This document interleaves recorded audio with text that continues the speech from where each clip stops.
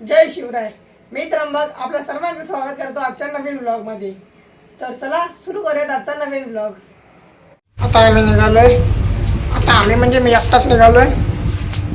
पाव आणणं चाललंय मी, पाव.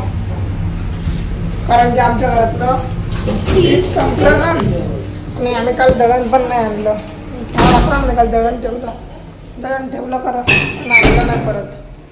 मला तेच चाललोय पाव आणायला, म्हणजे पावासोबत भाजी खाता येईल. पाव घेतलेत आणि निघालोय घरी. आज जरा नवीन टी शर्ट घेतलं खूप दिवसानंतर, चांगलं वाटतंय जरा. आज आहे बनवलंय गरम आहे. पाव नाही आईने बनवले आज. आणि आज बनवलंय वाटाणे कालवण. आईने बनवलंय वाटाण्याचं कालवण आणि पाव. पाव नाही बनवले, म्हणजे पाव आणले पाहिजेत ना, तर मस्तपैकी वाटाण्याचं कालवण घेतो आणि पाव न गरम करता खावं लागलं. आता मित्रांनो, आज रिझल्ट. आजच्या दिवशी तरी मुलांनी मस्ती नको करायला, काही काम नको वाढवायला. पण मला काय माहीत कसं काय, पण माझ्याकडूनच काम वाढलं. ते पण लय खतरनाक वालं.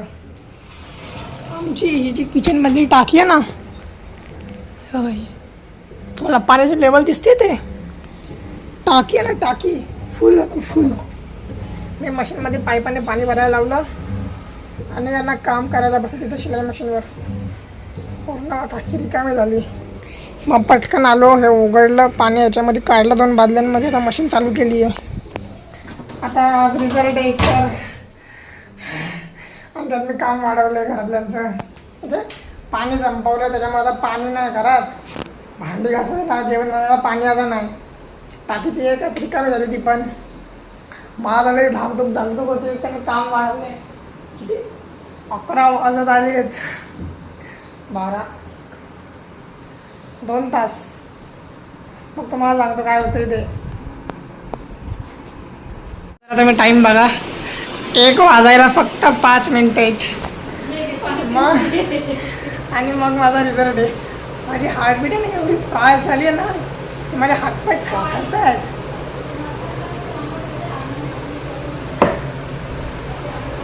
काही जोरात धडधड जातात होते. फक्त 5 मिनिटं बाकी आहेत. 5 मिनिटं नाही, माहिती आहे किती बाकी आहे? 5 ते 8 मिनिटं बाकी आहेत. हा धगधग होती नाही. आता लॅपटॉपवरती आम्ही चेक करणार आहे रिझल्ट. आणि घेऊन आधी मित्रांनो, शेवटचा 1 मिनिट. आणि माझा हात, खरं सांगतो मस्ती नाही, माझा हात याला थरथरतोय. ॲक्च्युली माझा हात थरथरतोय पूर्ण, आणि मी पण थरथरतोय. अक्षरशः मला समजत नाही काय होतं माझ्यासोबत. इथं मिठाई पण ओढून ठेवली आहे. झाला हो 1 मिनिट पण राहिला इथं. या लवकर या, माझा हात थरथरतोय. मित्रांनो, आज 13 मेला रिझल्ट लागला SSC बोर्डचा. दुपारी 1 वाजता रिझल्ट लागला. मी, मम्मी, माझे 1-2 मित्र, शिक्षक शाळेत सगळेजण रिझल्ट तपासत होते. आमच्या यातनं ओपन झाला नाही, साईट क्रॅश झाली. शेवटी मग वेद दादा आहेत, त्याने रिझल्ट मला सांगितलं. मला ते ऐकून मी रडायला लागलेलो अक्षरशः. म्हणजे अक्षरशः मला ना काय सुचत नव्हतं ते ऐकल्या. मला आता हे शूट करताना मला रडायला येते. मला आईने खूप समजवलं की नाही बाळा, आता जाऊ दे, झालं ते झालं, आता आपण बदलू शकत नाही. तू मेहनत केलीस खूप, पण नाही झालं आता, ते आपण काय करू शकत नाही त्याच्यासाठी. म्हणजे मला अजूनपर्यंत विश्वास नाही बसत आहे की कसं काय. मी अजूनपर्यंत ना त्या सदम्यात नाही ना बाहेर नाही आलो आहे. मला अजूनपर्यंत असं रडवेल्यासारखं झालं आहे आतमधून. मी भले याचा नीट दिसत तुम्हाला ठणठणीत, पण मी आतमधून ना, मला माहिती आहे माझा आतमधून विचार काय चालत माझ्या डोक्यात नुसते. तर मला दुपारी काहीतरी 1:15-1:30च्या दरम्यान मला वेद दादाचा फोन आला की मला तुझा रिझल्ट कळला आहे. तो मला बोलला की तुला 86 पॉईंट म्हणजे 86.20% पडलेत. हे ऐकलं ना, मी रडायला लागलेलो अक्षरशः. मी 8 अंक ऐकलं मी रडायला लागलेलो. माझी आशा होती की 90, 91, 92, 90 जरी असते तरी पण खूप झालं असतं माझ्यासाठी. ते 4% मी राहिलो. मी कुठेतरी कमी पडलो, आणि कुठं कमी पडलो हे मला बऱ्यापैकी माहिती झालं. सकाळपासून आई म्हणजे रिझल्ट ऐकल्यापासून मला आईच समजवते की बाळा जाऊ दे जाऊ दे, झालं ते झालं, झालं ते झालं, आता 12वीच्या वेळेस कर. पण आता जे झालं ते बदलू शकत नाही. पण खूप दुःख होतं आहे मला त्या गोष्टीबद्दल की मी 90 पार नाही करू शकलो. म्हणजे ज्याच्यासाठी मी माझा अभ्यास बंद, म्हणजे ज्याच्यासाठी मी व्हिडिओ बंद केले, योगा बंद केला, ते टार्गेट जे माझं होतं ते मी अचीव नाही करू शकलो. ह्याचं मला खूप वाईट वाटतं आहे. मला अजून पण रडायला येते. मी तुम्हाला माझी मार्कशीट दाखवतो. इथं वरती तुम्हाला अशी मार्कशीट दिसेल माझी पूर्ण. मला अजून पण काय सुचत नाही. मी अक्षरशः रडवेला झालो आहे. मी सकाळपासून काहीच व्हिडिओ वगैरे शूट केले नाहीत.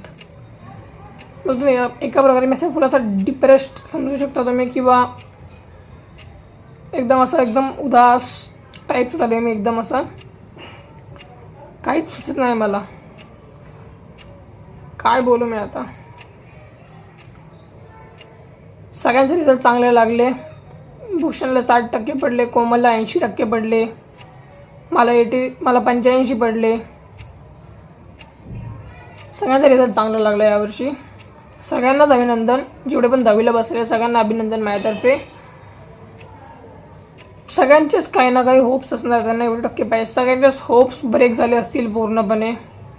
खूप जणांच्या होप्स ब्रेक झाले असतील यावर्षी. आणि मी कुठं कमी पडलो हे मला माहिती आहे. आता जे मुलं असतील ज्यांना अपेक्षा असेल 90, 95, पण त्यांना पडले असतील 89, 78, 88 असे पडले असतील. काही मुलं असतात जे तपासणाऱ्यांना दोष देतात, पण ह्याच्यामध्ये चुकी माझीच आहे. मला माहिती आहे ना मी कुठं चुकलो आहे. तर मी हेच बोलेन की तुम्ही विचार करा की तुम्ही कुठे चुकला असाल. मला माहिती आहे मी कुठं चुकलो आहे. मी शुद्ध लेखनात चुकलो आहे. मी फक्त लहान मुलांचा पिक्चर लावला आहे, कारण की सध्या आता मला माझा माइंड फ्रेश करायचा आहे ना. मग काहीतरी चांगलं हसायचं वगैरे बघावं लागेल. सध्या तारक मेहता मी बघत नाही. पण मी सध्या आता जेवायला घेतले मस्त की माझी भेंडीची भाजी आवडती, चपाती आहे गरम गरम एकदम चटका बसेल अशी. आणि समोर तो कार्स पिक्चर लावला आहे. जरा मूड फ्रेश करण्यासाठी लावलं पाहिजे ना काहीतरी काही. अजून बाय नाहीत, 9:15 झालेत. बाय त्यांची रिॲक्शन दाखवतो तुम्हाला. तुमची काय प्रतिक्रिया आहे त्र्यंबकच्या रिझल्टवर? प्रतिक्रिया कसली, त्र्यंबकनं आणखीन जरा मेहनत घेतली असती तर आणखीन चांगलं मार्क भेटलं असतं. त्र्यंबक सुद्धा खुश आणि आम्ही सुद्धा खुश झालो असतो. पण मग सध्या तुम्ही काय बोलाल? आता हा ठीक आहे, पण असं अपेक्षा होती की हा 90 ते 95च्या मध्ये जाईल अशी अपेक्षा होती आमची. थोडासा कुठे तो कमी पडला. तो बोललाय आता मी आता कमी पडलोय, तर मी आता नेक्स्ट ह्याच्यामध्ये मी ते भरून काढेन असं बोललं. तर बघू आता नेक्स्ट बोर्ड मला 12वी. अजून काय संदेश मुलांसाठी? मुलांसाठी काय, मेहनत करा, चांगलं फळ भेटेल. मग आता काय त्र्यंबकला तुम्ही बक्षीस काय देणार? बक्षीस काय, त्याने बक्षीस द्यायला पाहिजे. त्यानं प्रॉमिस केलं होतं काय की मी 95च्या वरती गेलो तर मी काहीतरी तुम्हाला देईन म्हणून. 95च्या वर गेलो तर नाही गेलं तर त्याने काय सांगितलंच नव्हतं. मग आता काय आहे, पण तुम्ही काय तुमच्यातर्फे त्याला बक्षीस द्याल? देईन ना मी माझ्यातर्फे तुला बक्षीस देईन. ते सरप्राईज असेल. तरी कधी भेटेल ते सरप्राईज त्याला? भेटेल ना, लवकर भेटेल. सर धन्यवाद तुमची प्रतिक्रिया जाणून घेतल्याबद्दल. आम्ही TV9 मराठीवाले स्वागत करतो.